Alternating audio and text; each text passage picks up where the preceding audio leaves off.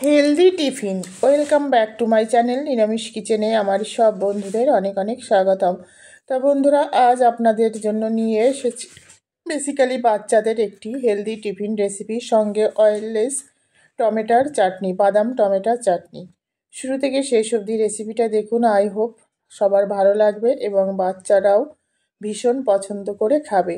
আমার বাচ্চা তো ভীষণ পছন্দ করে খেয়েছে, তবে আপনাদের বাচ্চারাও আশা করি পছন্দ করে খাবে।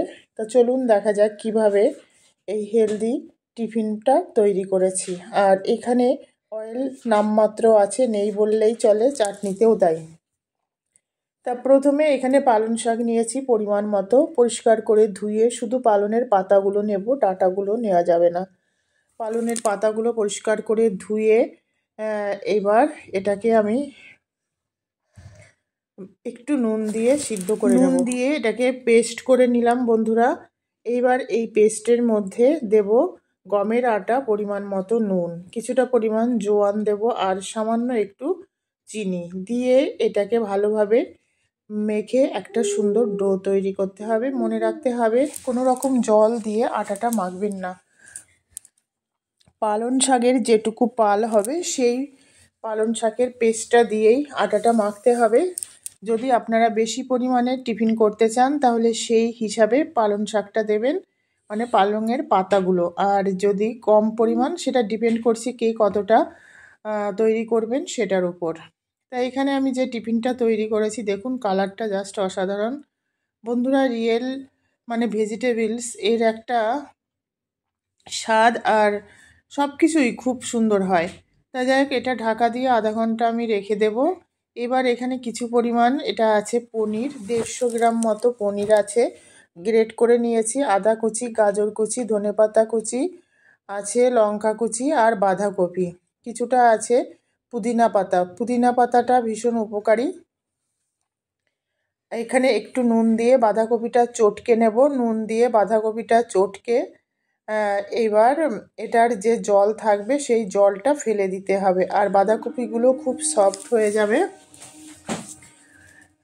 কারণ এটা তো ভাজা হবে না বন্ধুরা, একদম বয়েলড। এখানে চাটনির জন্য টমেটো নিয়েছি পরিমাণ মতো, শুকনো লঙ্কা, দারুচিনি আর নিয়েছি চীনাবাদাম।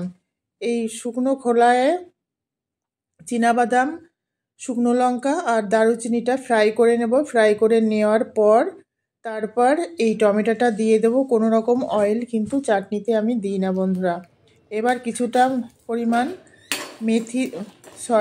মৌরি দিয়ে দিলাম। মৌরিটা লাল লাল হয়ে ফুটে উঠলে তারপরে দেব এখানে টমেটোটা দিয়ে এর মধ্যে নুন, চিনি আর হলুদ গুঁড়ো পরিমাণ মতো দিয়ে দেব। দিয়ে নাড়াচাড়া করে ঢাকা দিয়ে দেব। সিদ্ধ হয়ে গেলে চাটনি তৈরি করে নেব। তো দেখুন ঢাকা সিদ্ধ হয়ে গেছে। এবার আমি মিক্সিতে এটাকে গ্রাইন্ড করলেই চাটনি, খুব সুন্দর চাটনি তৈরি হবে। আর আপনারা যদি পাতলা চাটনি খেতে চান তাহলে ওটাকে একটু জল দেবেন, তাহলে পাতলা হয়ে যাবে। এইখানে বাঁধাকপিগুলো চিপে তুলছি। দেখুন বাঁধাকপি থেকে জল বেরোচ্ছে, যেমন আমরা মোমো খাই, মোমোর রেসিপিতে যেমন সব সবজিগুলো চিপে জলটা ফেলে দিই, এখানেও সেটা করতে হবে। বাকি সবজিগুলো দিয়ে দিলাম, ধনেপাতা কুচি, আদা কুচি, কাঁচা লঙ্কা কুচি, পনির আর গাজর সব দিয়ে দিলাম। পনিরটা একটু বেশি পরিমাণে দেবেন, গ্রেট করে দেবেন, খুব বেশি গুঁড়ো গুঁড়ো করার দরকার নেই, ভেঙে দিলেও হবে। এখানেও পরিমাণ মতো 1 চিমটি নুন, 1 চিমটি চিনি আর দেব কিছুটা পরিমাণ ম্যাগি মশলা। ম্যাগি মশলা যদি আপনাদের কাছে না থাকে তাহলে ভাজা জিরের গুঁড়ো দেবেন। ম্যাগি মশলা আমার ভীষণ পছন্দ আর ফ্লেভারটা খুবই ভালো লাগে, বাচ্চাদেরও ভীষণ পছন্দ, তাই ম্যাগি মশলাটা দিয়েছি। এটা অপশনাল, চাইলে আপনারা ভাজা জিরের গুঁড়ো দিতে পারেন। ভাজা মশলাটা দেবেন না, শুধু ভাজা জিরের গুঁড়ো যদি ম্যাগি মশলা না থাকে।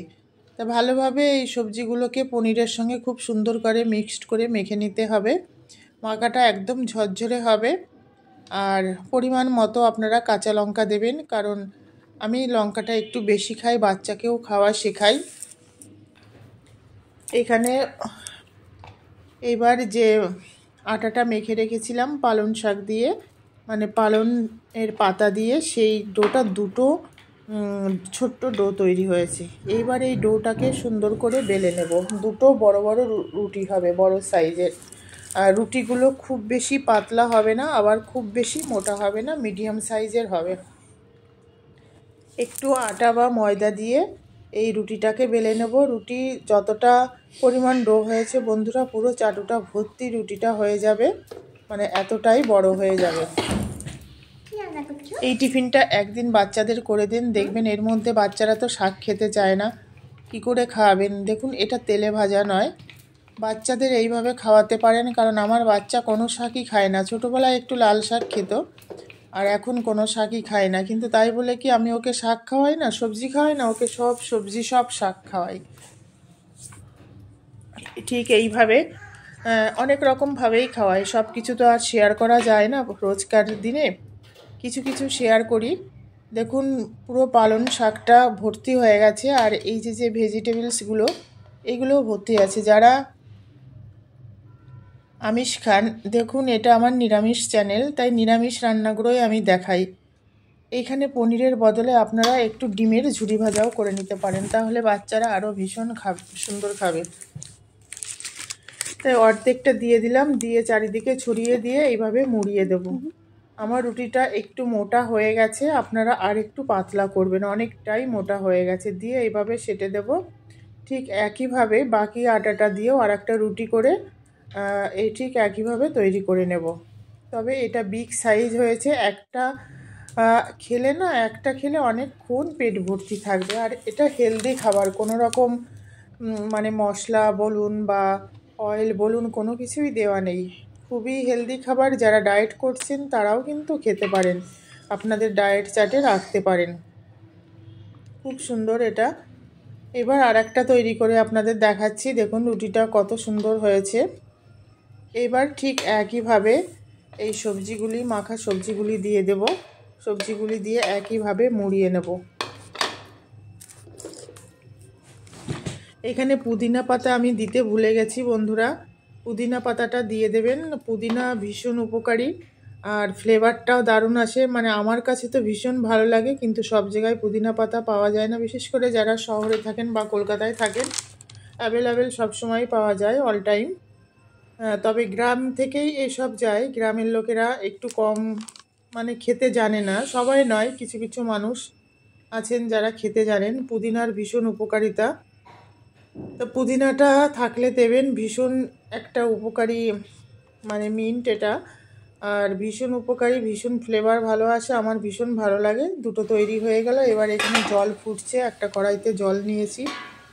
দেখুন রেসিপিটা দেখা যাচ্ছে খাওয়ার সময় বন্ধুরা খুব নিমিষে এটা শেষ হয়ে গেছে, কিন্তু করতে একটু টাইম লাগে। বেটার কিছু পেতে গেলে, বেটার কিছু খেতে গেলে একটু মেহনত করতে হয়, খুব ইজিলি হয় না। বাচ্চাকে সবজি খাওয়াবেন, শাক খাওয়াবেন, ডিরেক্টলি খাবে না, এইভাবে খাওয়ান। আমরা যে শাক সবজিটা রান্না করে খাই তেল মশলা দিয়ে, সেটার থেকে এটা অনেক ভালো। এটা আমি 5 মিনিট হাই ফ্লেমে কুক করেছি। এবার উল্টে দেব, প্রচণ্ড গরম। এবার উল্টে দেব, কারণ একটা সাইড তো সিদ্ধ হয়ে গেছে, আর একটা সাইড সিদ্ধ হতে হবে। উল্টে আর 5 মিনিট এটাকে কুক করলেই কিন্তু একদম সিদ্ধ হয়ে যাবে। ভেতরের যে সবজিগুলো আছে সেগুলো সিদ্ধ হয়ে যাবে, আর ওপরে রুটিটাও সিদ্ধ হয়ে যাবে। আপনারা এই সমস্ত খাবারগুলো খান, দেখবেন শরীর ভালো থাকবে, সুস্থ থাকবে। এখানে আমার চাটনিটা দেখুন, চাটনিটা রেডি হয়ে গেছে। আর বন্ধুরা, যদি চাটনিটা আমি একদম মানে খুব গাঢ় করে চাটনিটা আমার খেতে ভালো লাগে, আপনারা যদি পাতলা খেতে চান তাহলে এই টমেটোর মধ্যে একটু জল দিয়ে দেবেন, তাহলে পাতলা হয়ে যাবে। এই চাটনিটা আপনারা ব্রেড বা স্যান্ডউইচ বা রুটির সঙ্গে, পরোটার সঙ্গে কিন্তু খেতে পারেন, বা যে কোনো তেলে ভাজা। দেখুন সিদ্ধ হয়ে গেছে। এইবার একটু আমি ঠান্ডা করে নেব। ঠান্ডা তো সহ্য হচ্ছে না, সঙ্গে সঙ্গেই আরেকজন খাওয়ার জন্য ছটফট করছে। তো এইভাবে পিস পিস করে কেটে নেব। পিস পিস করে কেটে নিলে ভালো হবে, দেখতেও সুন্দর লাগবে, আর বাচ্চারা এক পিস করে খেতে পারবে। দেখুন কত সুন্দর হয়েছে, সবজিগুলোও সিদ্ধ হয়ে গেছে, রুটিটাও সিদ্ধ হয়ে গেছে। এইবার আর একটু কাজ আছে বন্ধুরা, আমি বাটার দিয়ে দেব। বাটার দিয়েই এটা আপনারা একটু ফ্রাই করবেন, অয়েল দেবেন না, কারণ বাটার সব জায়গাতেই পাওয়া যায়। আর একটুখানি বাটার হলেই হয়ে যাবে, খুব বেশি লাগবে না। বাটারটা দিয়ে প্রথমে তাওয়াটা গরম হলে তারপর বাটারটা দেবেন, দিয়ে গ্যাসের ফ্লেমটা লো করে দেবেন। লো করে দেওয়ার পর সমস্ত এটাকে আমি কি নাম দেবো বন্ধুরা, আপনারাই নাম দেবেন। যারা ফুল ভিডিও দেখবেন না নামটা দেবেন, আমি জানি না, আমার যখন যেটা মনে হয় আমি তখন সেটা করি। তা যাই হোক, এটা হেলদি খাবার বা হেলদি ফুড বা হেলদি টিফিন বলতে পারেন, বা পালং শাকের একটা রেসিপি সবজি দিয়ে। যাই হোক, একটা খুলেই গেল। তো এইভাবে উল্টে পাল্টে এটাকে একটু হালকা ফ্রাই করে নেব, নিলেই খুব সুন্দর, দেখুন খুব সুন্দর হয়েছে। এটা অয়েল লেসই তো হলো, আর হেলদি একটা খাবার। আপনারাও বাড়িতে এইভাবে তৈরি করুন, আই হোপ সবার কাজে লাগবে। যে সকল বন্ধুরা নতুন আছেন, রেসিপি ভালো লাগলে পাশে থাকা বেল আইকনটি প্রেস করে অল নোটিফিকেশন অন করে রাখবেন, যাতে নতুন নতুন রেসিপি আপলোড হলে সবার আগে আপনার কাছে নোটিফিকেশান যায়। ভালো লাগলে একটা লাইক করতে ভুলবেন না, আর কমেন্টস করবেন। আপনাদের কমেন্টস আমাকে মোটিভেটেড করে আরও নতুন নতুন রেসিপি নিয়ে আসার। এইভাবে রেসিপি তৈরি করে খান, দেখবেন ভীষণ ভালো লাগবে, বাচ্চাদেরও ভীষণ পছন্দ হবে, যেহেতু আমার বাচ্চা ভীষণ ভালো খেয়েছে। তো টাটা বাই বাই বন্ধুরা, আবার আপনাদের সঙ্গে দেখা হবে নতুন কোনো রেসিপি নিয়ে। সবাই খুব ভালো থাকবেন।